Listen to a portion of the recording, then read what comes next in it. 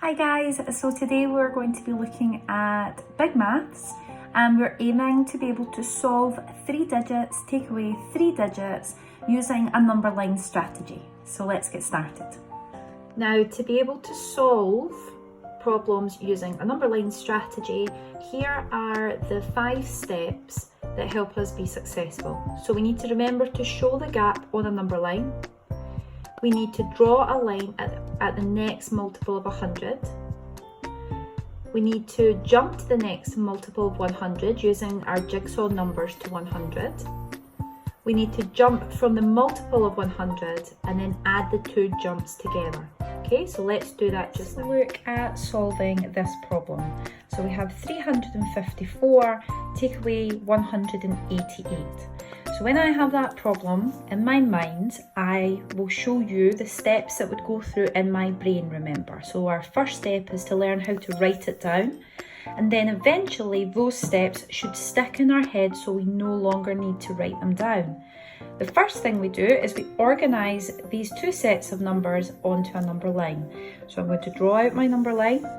And I'm going to remember that my number line is going up in value. So my 188, my smallest number, would go at the beginning, and 354, would go here.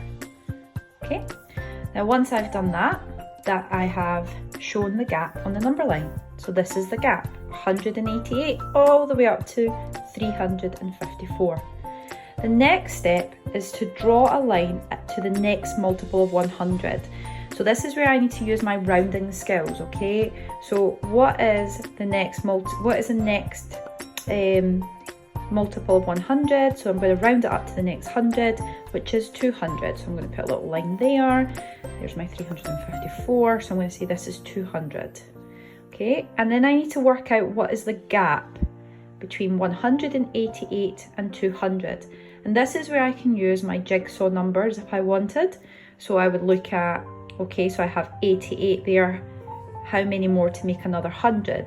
So the jump between 88 to another 100, or look at it all together, 188 to 200, what is my gap?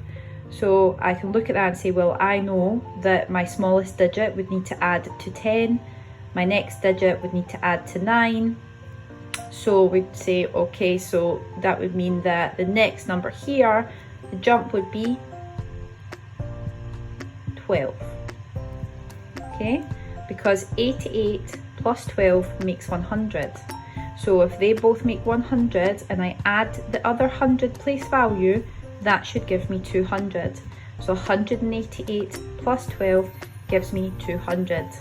Okay, so now that I've done that, I then need to look at the next gap, okay? So I can jump to the next multiple of 100, okay? So the next multiple of 100 would be 300. So from 200 to 300, how much of a gap do I have? I have 100 of a gap. And I know that because if I do 200 plus 100, it gives me 300. Okay, the last step is to work out the final gap. Okay, so that would be 300 all the way up to 354. That would be 54 of a gap. So now what I'm going to do is I'm going to add all these numbers up together.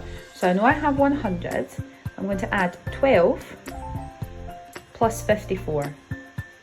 So in my head, I know if I had, this is what's going on in my head at this right now, 54 plus 12.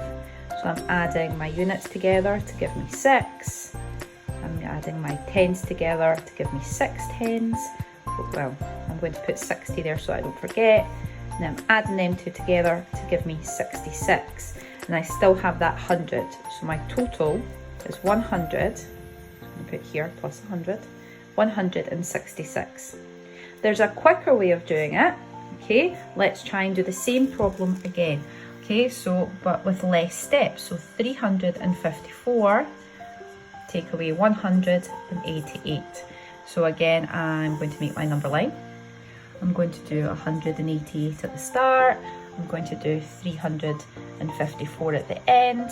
And this time I'm just going to draw a line to the next 100 like I did the last time. So there we have 200. Okay, and I know my gap is 12.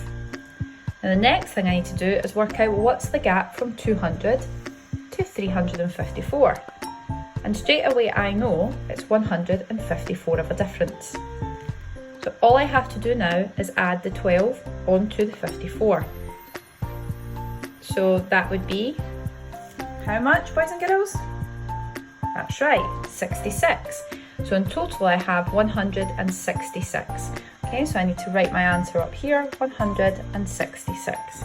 But you see, more steps, less steps.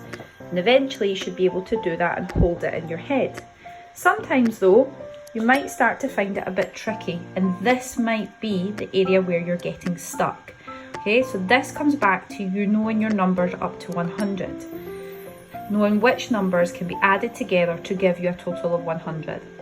If you're finding this part hard, and this is the area that you keep getting stuck on, let's try a different way of doing it, okay? So what you can do is make your number line, do 188, do your end number, which was 354, and this time let's add it to the nearest 10 first, okay? So our next 10 would be 190, that's right. So the gap here is 2, because all we've done is add 2 onto this number to get to 190. Now then, I'm going to make it round it up to the next 100. Okay, so the next 100 would be 200. And that would mean that I've added 10. There was a gap of 10 here. So far I have 2, I have 10. And now that I'm at 200, I could round it again to the next 100 again. Okay, which would give me 100. And then I just have the jump from 300 to 354, which would be 54. Now all I have to do is add them up together. So I could add whichever ones I think would be easier. So I might do 154 together, which gives me 154. Okay, and I might do 10 and 2 together, which gives me 12. And then add these two together, which then gives me 166. Okay, so the best strategy, if you can, is use this one. But if it's getting too tricky and you're just not ready for those steps yet, go back the way and do 3 steps like we did here at the beginning. If it's still not working and you're finding that you're getting the wrong answer, check where it is that you're going wrong. If it's at the very beginning, then you might need to jump to this strategy instead. Rounding to the nearest 10 first, then to the next 100, and on to the next 100 again. Okay, good luck.